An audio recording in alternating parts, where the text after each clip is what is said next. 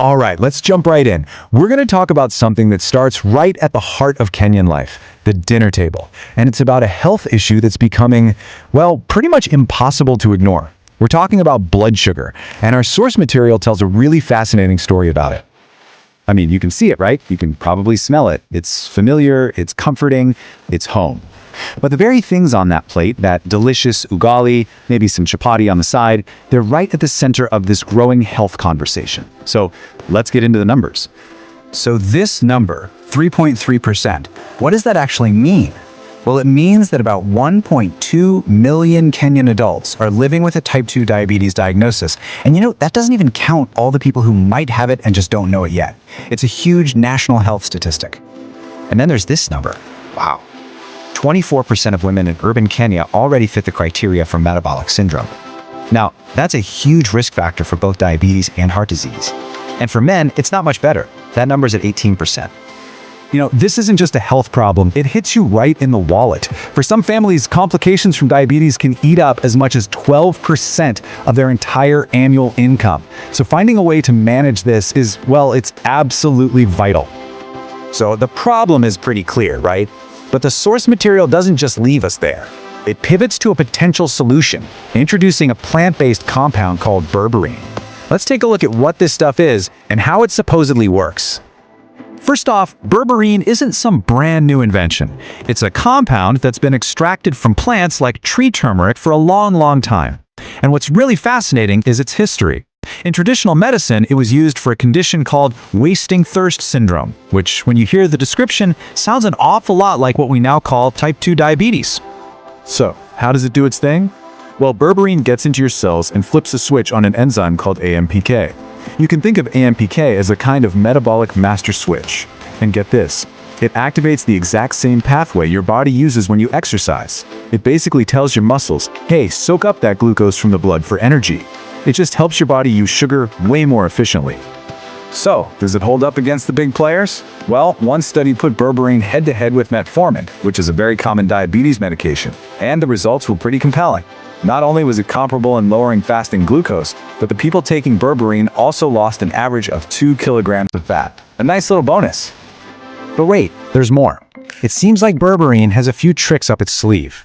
It also increases a gut hormone called GLP-1, which helps manage blood sugar after a meal.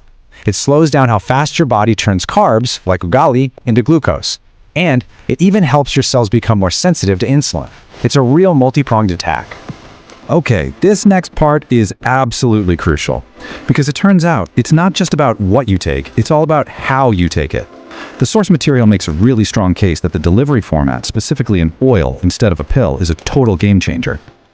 Here's the argument. The format makes a huge difference. Capsules, apparently, don't dissolve very well, so less than 1% of the berberine even makes it into your bloodstream. Powder, well, it can taste pretty bitter, and it's hard to get the dose right. The oil, on the other hand, supposedly uses a system that gets 3 to 5 times more into your blood. It's easy to measure, and it avoids those common ingredients that can upset your stomach. I absolutely love this analogy from the source. It explains why the oil isn't just berberine on its own. It's combined with bitter melon and Ceylon cinnamon to create what they call an entourage effect. The idea is that these things work way better together than any of them could alone. They become, legendary. Okay, so that's the science part. But how does all this translate to a real Kenyan week, with real Kenyan food? The source actually gives us some really specific, practical examples of how this might work. So let's start with Monday. Picture this. You're grabbing a quick githeri for lunch. The idea is that taking 1 milliliter of the oil about 15 minutes before you eat could cut that post-meal glucose spike by about 25%.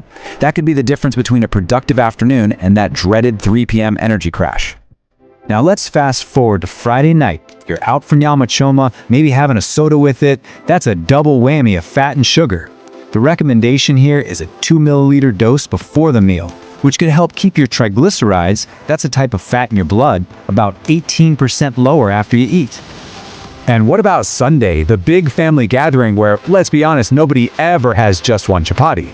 The advice here is to split the dose. Take half before you start eating and the other half during the meal. This is supposed to help your body manage that huge carbohydrate load. Okay, this is super important. With any kind of supplement, you have to know the rules of engagement. You have to know how to use it safely. And the source is very, very clear about the protocols and, most importantly, who needs to be extra careful. So here's the step-by-step plan they recommend. You start low for the first week, just to let your body get used to it. Then, from the second week on, you can increase the dose. And here's an interesting bit. They suggest a cycling schedule, so 5 days on, 2 days off, to keep everything balanced in your gut. And now we get to what is probably the single most important slide in this entire explainer. Seriously. The source poses this direct question to make sure the message is heard loud and clear. This is not something for everyone to just start taking without a second thought. So let's be crystal clear about this. Talking to your doctor is non-negotiable if any of these apply to you. If you're already on diabetes meds like metformin or insulin, there's a real risk of your blood sugar dropping too low. And there are also serious warnings for anyone who's pregnant or breastfeeding, has liver or kidney problems, or is taking certain specific prescription drugs. So, let's pull all these threads together. The main argument here isn't just about a supplement. It's really about a shift in mindset. It's about moving towards managing your own health with actual data.